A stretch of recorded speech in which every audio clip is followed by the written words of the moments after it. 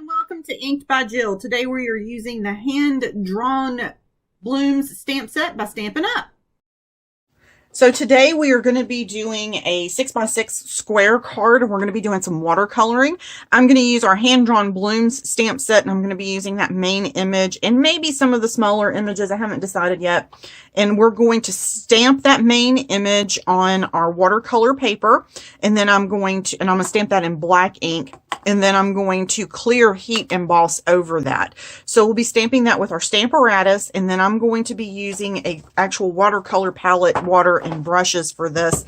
I'm going to be using a Gansai Tambi watercolor palette, and I'll have links to that product in the description on my blog post and in this video as well.